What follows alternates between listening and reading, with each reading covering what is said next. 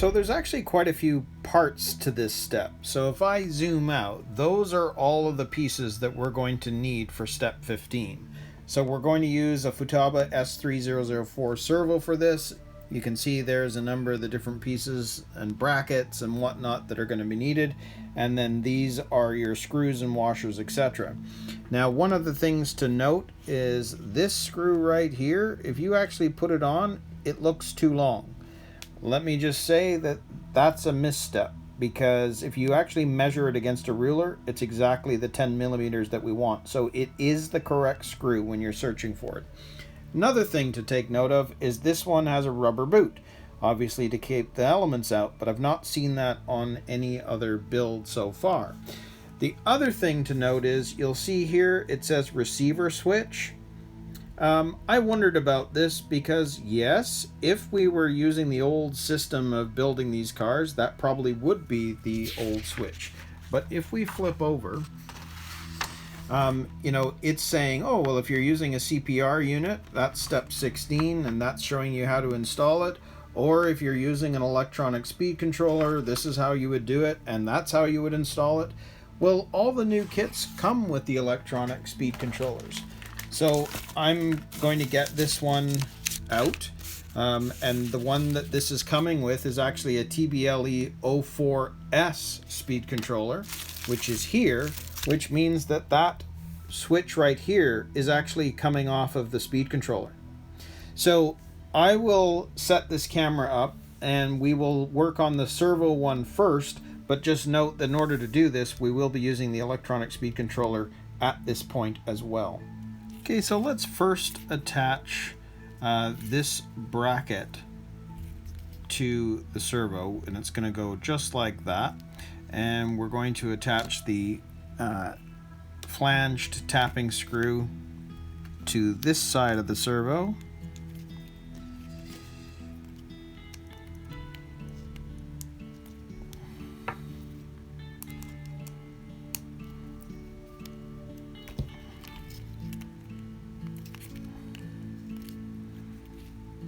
And again, I am not going to be tightening it too much. I just want to get it into place.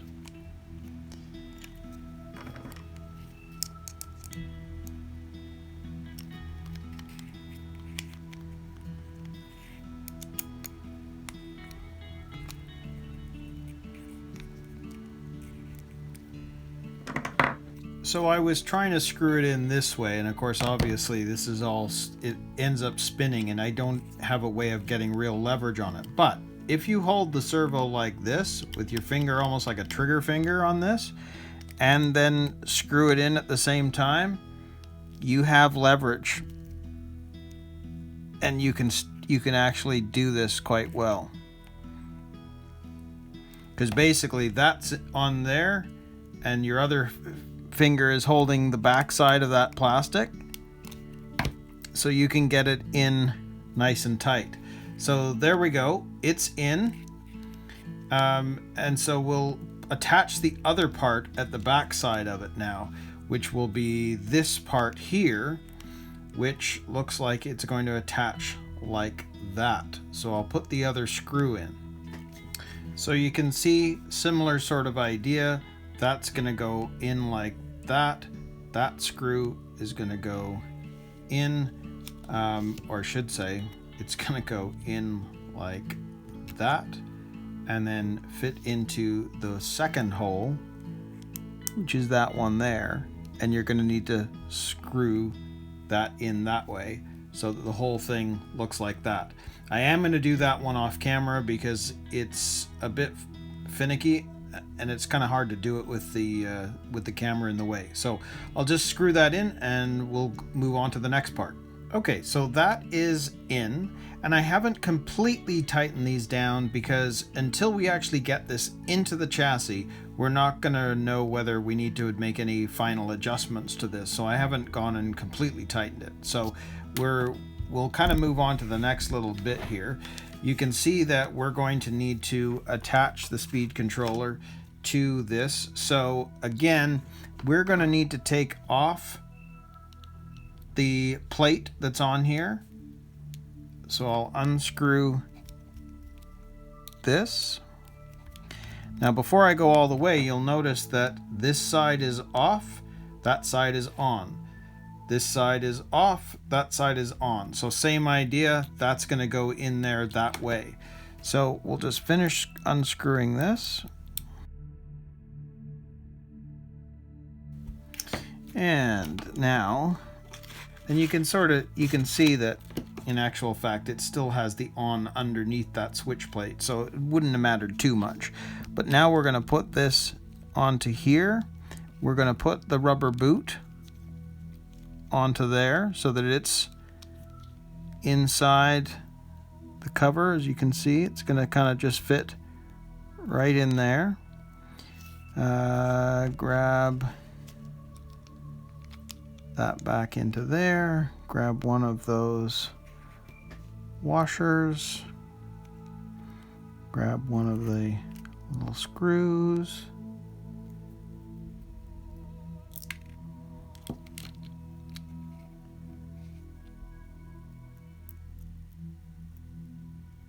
there we go. I'll actually stick that in like that first, and then find the hole.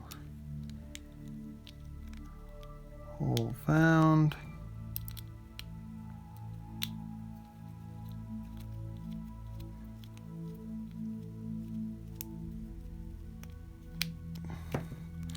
And I'm not going to screw it down tight either, not yet. Stick that.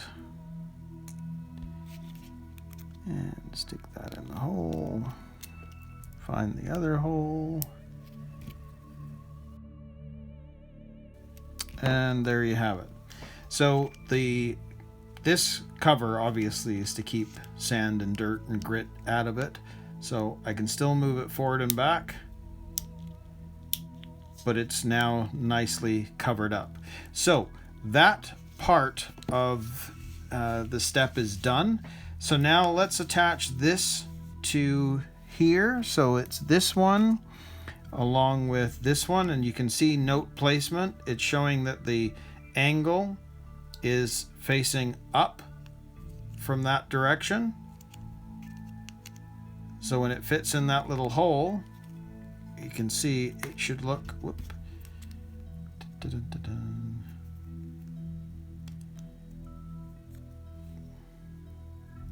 There. You can see that the angle is pointed down towards this side. We're going to grab one of the MA5 screws.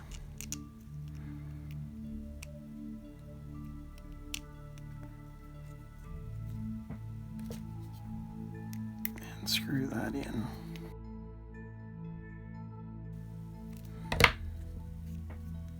So there we go. That's that part complete.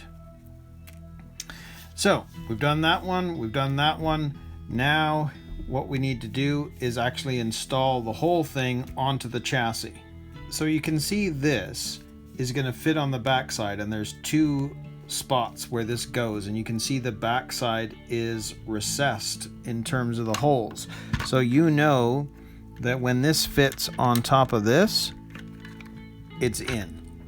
So all we need to do is use these MO5 screws and now screw them down.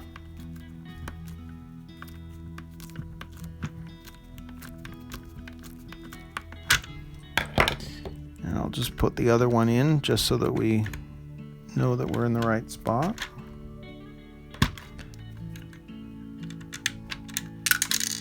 Whoops.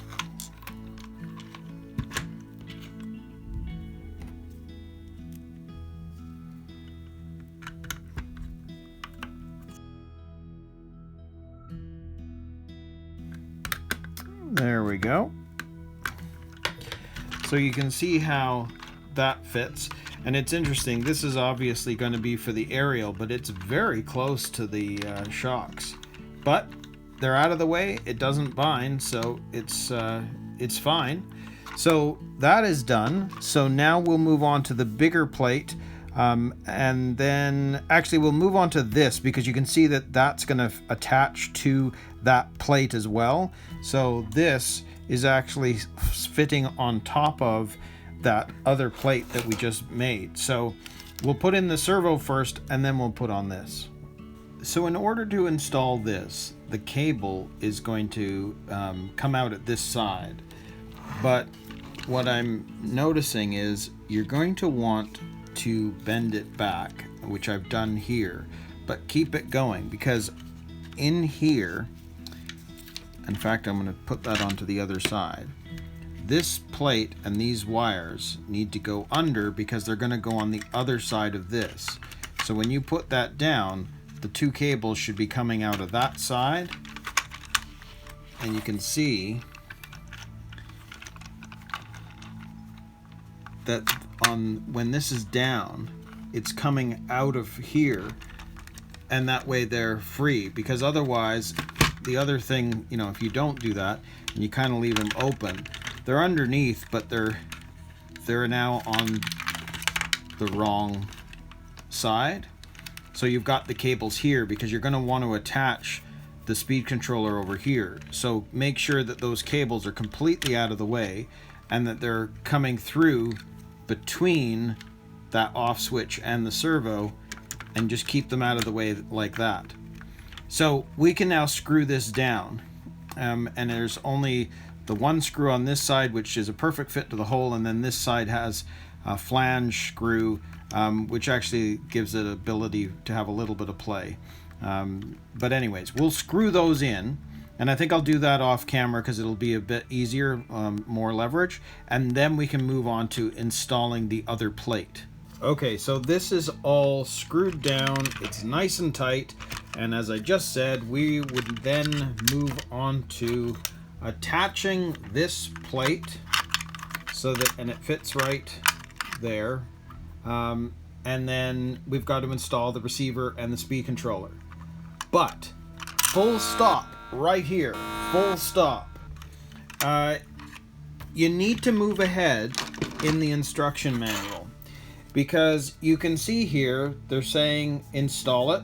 That's fine, okay. But when you go to the next step, you're going to see that they're talking about the CPR unit, which is a receiver and speed controller all in one. And you can see that it fits down there on the side with double-sided tape, right? But we are using an ESC, and in most cases, everybody's using an ESC. The CPR unit is kind of an old system. Now it's just receiver and speed controller. Well, you can see here, the receiver is going to go into the location where they were telling you the CPR unit was going to go. And then the ESC is going to sit on top of the plastic. But notice what it says. Remove those 3 bars. And I'm pulled this back and I'm looking at this and I'm going, oh, we need to remove these 3 plastic bits. Well, as you can see, I have removed 1, and I'm gonna have to sand it down and clean it up. But I was thinking, how the heck am I going to take those off? I've never seen something that requires, you know, a tool that, you know, isn't necessarily something a beginner would have, and you're being asked to completely remove plastic that's attached to the entire thing. Well, I went and got myself some of these. They weren't bad. It was only 20 bucks up here in Canada, and they're what they call a plastic cutting nipper, and they look like that. So they're flat on one end and then sharp obviously at the other, so you can just sort of snip the plastic off using this type of cutter. So I'll show you. I'll cut one off so you can see, but I'll be using this to get rid of the other 2 that need to be snipped off before I go ahead and install it here, because there's not much point in installing this and then finding I have to work in this, you know, with it all attached to the chassis to try and cut these off. So I'm going to do that first. So just note, when you get to this step, you're gonna, if you're using the ESC, which 99% of you are, you're gonna need to snip these 3 plastic bits off first, before you install this in step 15. Okay, so let's go ahead and I'll show you how to snip another one of these off. So we have to get these 3 off. 1, 2, 3. So let's snip this one off here.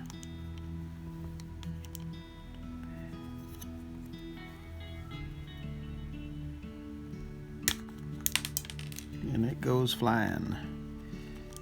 Do it again, and I'm just making my way down to the bottom. So you can see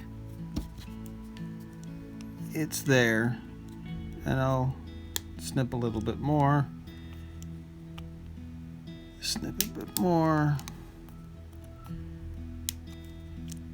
Which is great. Like this tool is fantastic because it's leaving the bottom, you know, flat. But we're able to get to most of this, and then these can just be sanded down. And then the speed controller is going to be able to sit there. Otherwise, these would be in the way. So I'll just snip this one off, and then we'll move to installing it onto the chassis.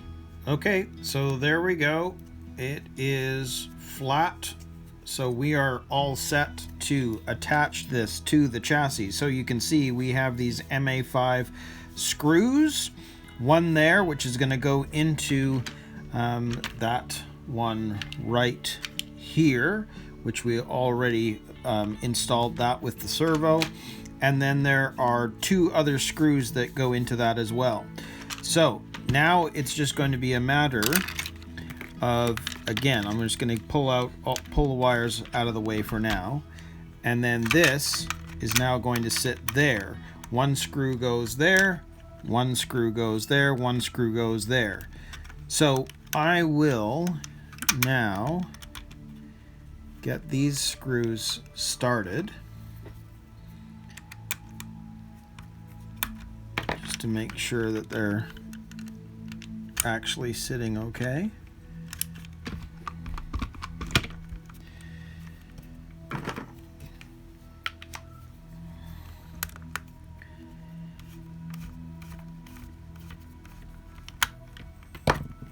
This one right in that corner as well.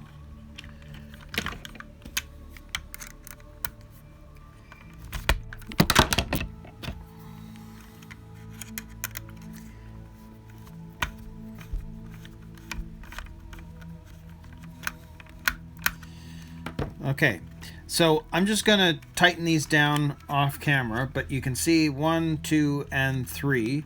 And then we can move on to the next step. Okay, so all of the 3 screws are screwed down. This kind of shifted when I was on camera and didn't quite see it, so I've pulled it back across and you can see now it's flush with the side. But all 3 screws are now exactly where they're supposed to be. So that is how it should look. So if we look at step 15, we've taken care of the steering servo, the bracket here. We've taken care of all of this now, so we are done. Step 15 is complete. So we can now move on to step 16. And as we know, we already took a look at all this. We are going to be installing the electronic speed controller. So as you can see, we're going to put the receiver there and put the electronic speed controller where we cut out the 3 plastic bits.